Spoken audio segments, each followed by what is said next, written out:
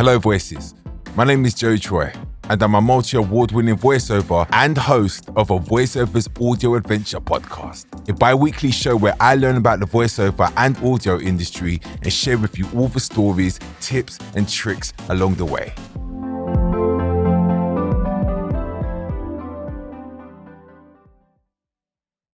Hello and welcome to another episode. Today we are going to be learning about how sounds and voice can be used for branding and the theory behind it. Sounds are always around us and one of the senses we often take for granted in terms of how much we use it, but we are subconsciously being advertised to all day, every day. Today's adventure is about sonic branding. Today I'll be speaking with Kim Aspeling, a creative account director at Massive Music. I've been also working with Massive Music for about nearly 10 years now. I wanted to ask her what is sonic branding, the different kinds of branding, and what it may look like in the future. Let's go. So hi everyone, I am Kim. I have been working in audio for the last 10 or so years now. My career started off, I was actually an actress, trained as an actress, and that was my first inkling into the world of voice and voiceover.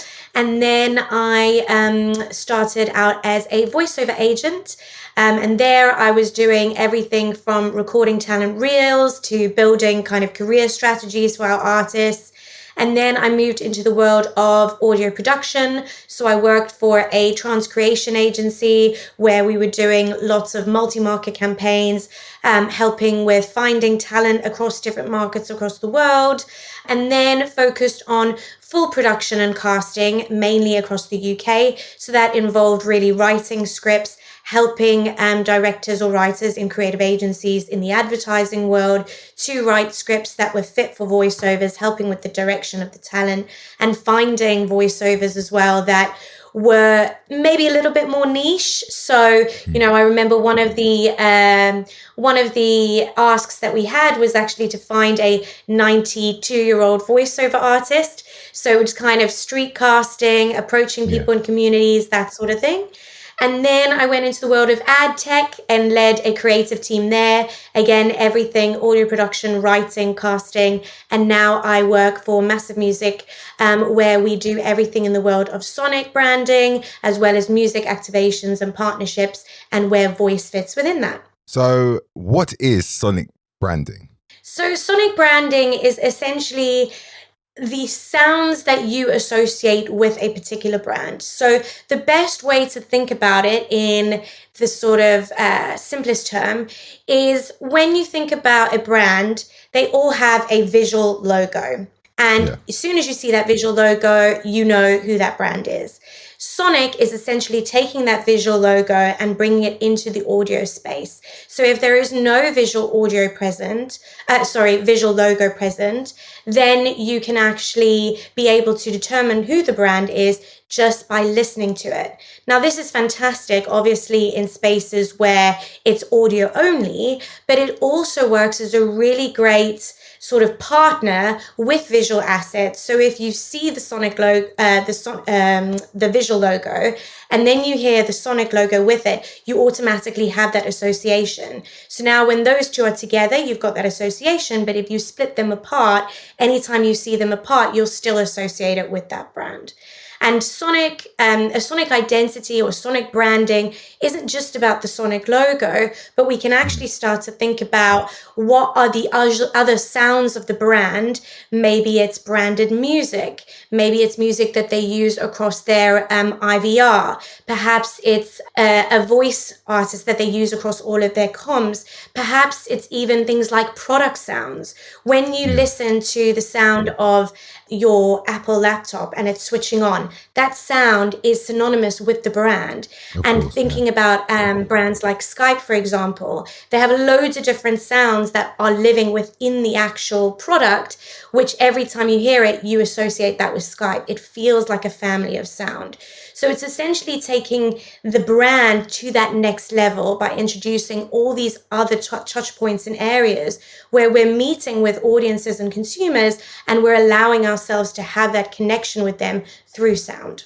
It's funny you said that because now I'm thinking about it, it feels like I'm exposed to more sonic branding than actual visual branding on a day-to-day basis just by using the products themselves. Would you agree?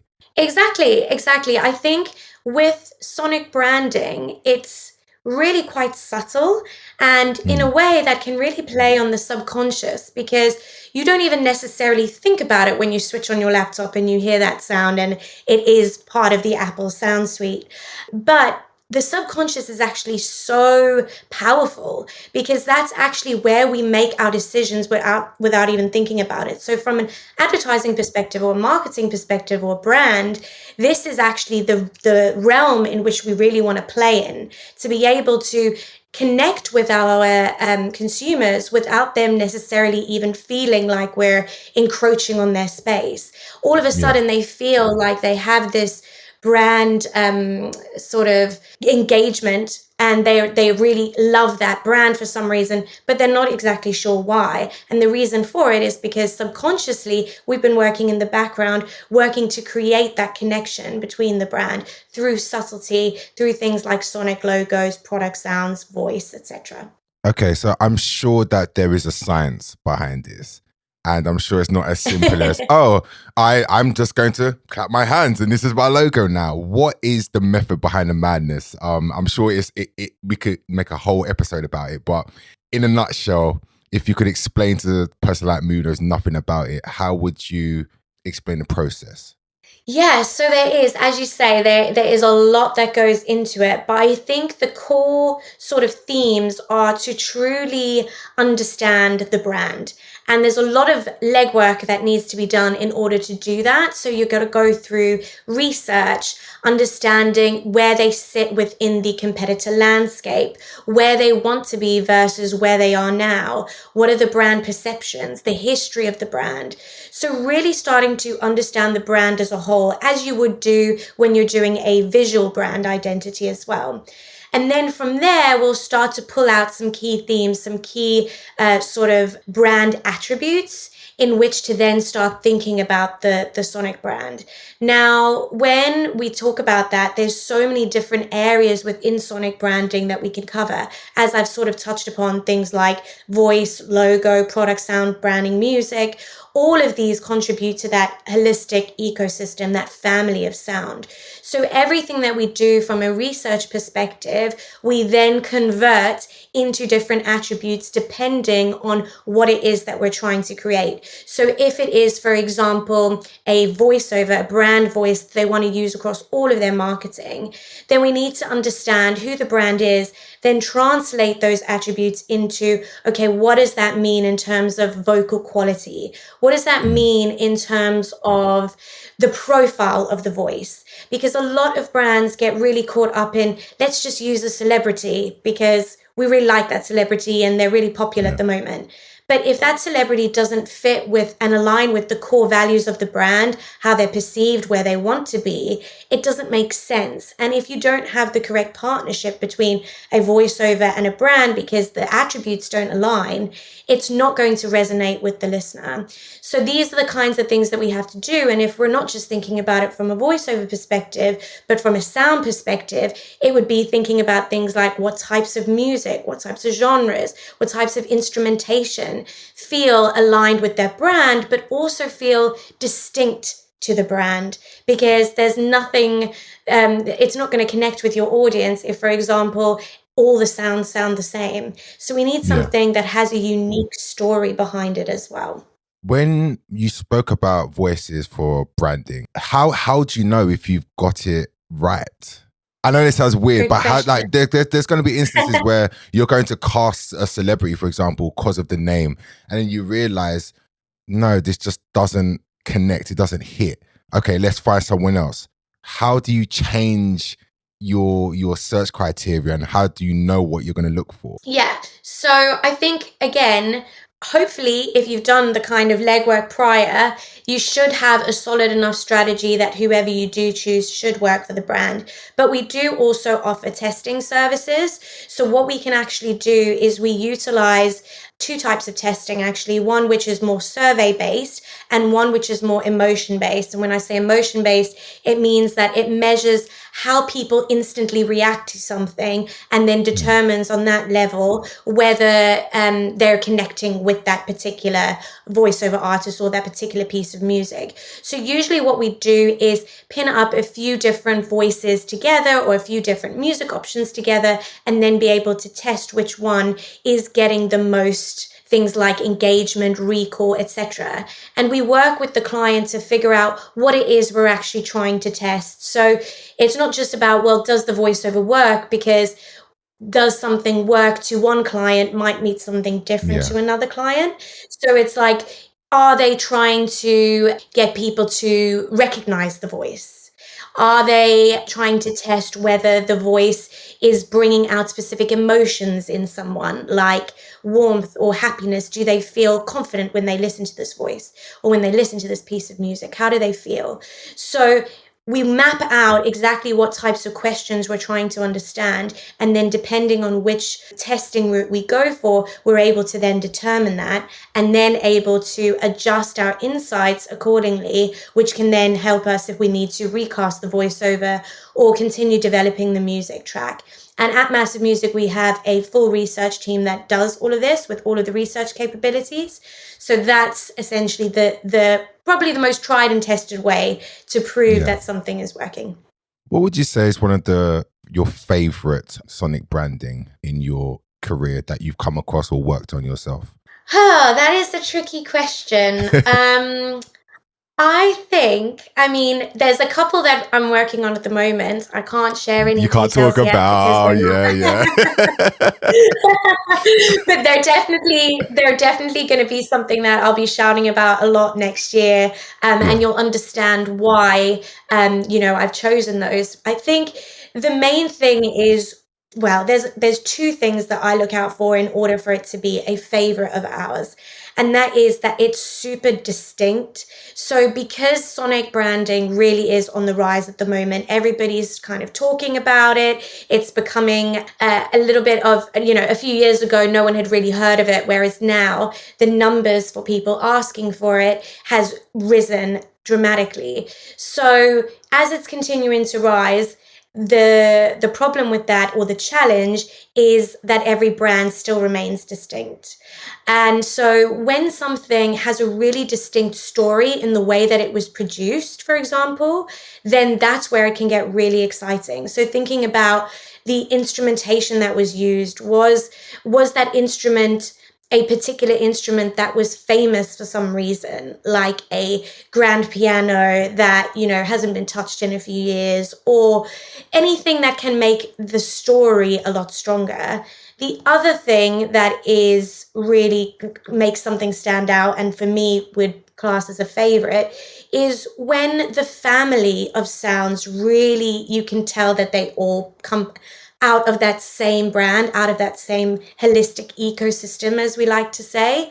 Because I think if you just have a sonic logo or you just have a brand voice, it's only doing half the work. But when you actually start to look at brands like Apple or Skype, where they're incorporating small details like product sounds, as well as the bigger details like sonic logos and brand voice, that's where I feel like we're doing the full job of that sonic brand, and that's where it can get really exciting. How do you see sonic branding changing? You said it's got more popular in the last few years. Where do you see it going in the next 5 years? How do you see your role changing? So I think, a sonic brand, the entire purpose of it is that it's supposed to be future proof. It's supposed to be consistently used and used in such a way that, it lasts for years and years to come. And perhaps the only thing that would differ is maybe slightly tweaking it, slightly modernizing it. If you think about McDonald's, for example, and the da da da da da, I'm loving it, right? There's been so many different iterations of that over the years, how it's changed. And I think the core melody has remained exactly the same. And so I think in the future, sonic branding will do the same thing in terms of how it sounds. The mnemonics and the way that it sounds should sound exactly the same. However, we need to kind of see how we can adapt and modernize it for different bits of content. And that brings me on to, of course, AI. And when we start to think about AI voice, we start to think about all these AI production techniques. How can we start to potentially bring that into this landscape in a way that doesn't mess with the original nostalgia of that sound, of that core brand, but perhaps brings it into the new age? And that's where I think we can start to have a lot more fun and things can get really interesting. And sonic branding as a topic, I'm sure a lot of people have heard of it, don't know much about it. Where can people find out more if they're interested in, just in terms of working in it or just want to find out more? So I think online, I mean, there's loads of different companies that do sonic branding. There are loads of articles and markups at the end of the year that actually take all the best sonic branding projects and kind of compare them and put them in a list. I think that's done by SoundOut, but I double check that publication. So there is a lot of stuff that's being published about it now in particular. I also think in terms of the awards and advertising and the industry as a whole, we're starting to look at sonic branding more in categories across different awards. We're starting to look at things like brand voice. Brand voice is still a little bit further behind than sonic branding at the moment. Where sonic branding was maybe 5 years ago when it was just starting is where brand voice is now. And so we really have an opportunity at this point to think about how we can get the brand voice in the same arena as sonic branding and ensure that they do feel aligned rather than separate. And I think that's what's really going to be exciting over the next few years, and hopefully what people can find out more about as things start to develop is exactly how these two worlds align, and that there will be a lot more out there for people to actually listen and engage with and view. What is brand voice? So brand voice is essentially thinking there's loads of different ways to use it, but essentially a voiceover that is associated with a brand. And it's best used, as I said before, in this holistic sonic branding system. But with a brand voice, it can be used across things like their marketing, so advertising across radio, TV, digital, but it can also be used across things like the events that they speak at. Perhaps it's the voice of God type voice that they have at any business to business events. It could be the voice that they have across their podcast to introduce the podcast. If it's again a B2B podcast, or whether it's actual podcast to the consumer, it can be voices that are used within their system. So thinking about self-checkout, thinking about IVR. So all of these sort of touch points, whether they're using a consistent voiceover across all of this so that it feels like that specific voice is always associated with the brand. And there's some really great examples when you think about, for example, the meerkat in Compare the Market. Every time you hear that voice, you automatically can visualize this character and Compare the Market. Go Compare, same sort of thing. And even voices that you don't necessarily always see the visual. So for example, the voice of Come Dine With Me, who is now the voice on LD. So all of LD's content has this voice. You don't see this voice, but as soon as you hear it, you automatically think about LD. So that is a great example of a brand voice because they're utilizing voiceover to make that connection to the brand. How would somebody become a voice of the next big brand if they're listening and they want to be the next Audi voice? So I think if you are working as a voiceover in the voiceover industry, ensuring that, your reels showcase that you can do as much diversity as possible.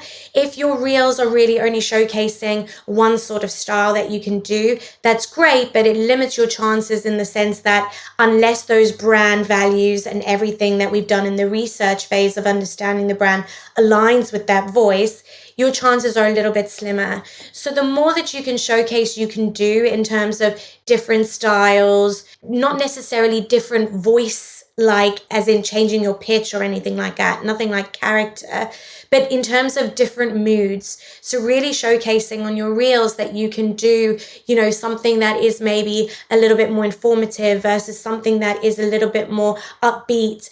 Because when we're thinking about casting a brand voice, we're looking at all of the specific aesthetic parts of the voice, so pace, rhythm, tonality. We're looking at your profile. If, for example, they want someone that has a comedic background because it ties in with the brand. Or, for example, with LD, they wanted the voice of Come Dine With Me because it aligns with food. It's already recognizable. So anything you can do to kind of streamline who you are as a person or as a profile. That being said, you don't always need to be a celebrity because sometimes we want a voice that we can mold to the brand. And then the last thing is to showcase basically that when we're doing the casting phase, we can go, oh, look, if we this part of their reel really showcases that they are very human and grounded, which is part of the brand. However, this part of the reel really shows that confidence and assertive nature of the voice. So we can go, this voiceover is perfect because depending on the content, we can flex according to the attributes that we need. Well, Kim, thank you for your time today. No, thank you for taking time out and explaining. It's a very interesting topic that is around us every day, and we kind of take it for granted. So it's good to get explanation about it. So thank you for that. Oh no, thank you so much for having me. And yeah, I look forward to hopefully connecting with some of you once we do have some new briefs on the cards. And any questions, feel free to find me on LinkedIn and reach out.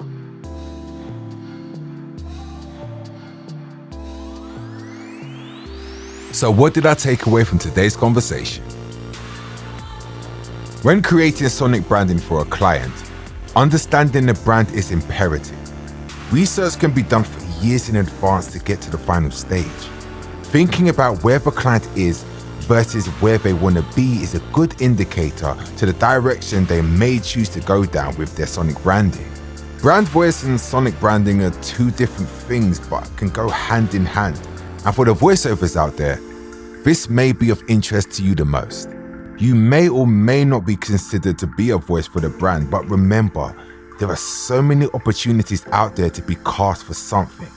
Make yourself seen and heard so that when the opportunity comes knocking, you are ready to take it with both hands. And finally, sonic branding is not new and it's only going to get more popular.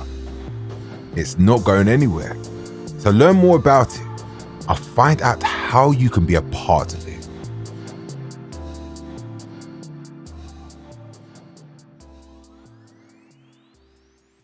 Thank you, Kim, for taking time out to speak with me. I always like to get into the psychology of how things work, so this was definitely a fun one. As always, I will include Kim's info in the show notes below, so feel free to reach out. I'm about to go, but before I do, always make sure you're following the podcast so you don't miss an episode.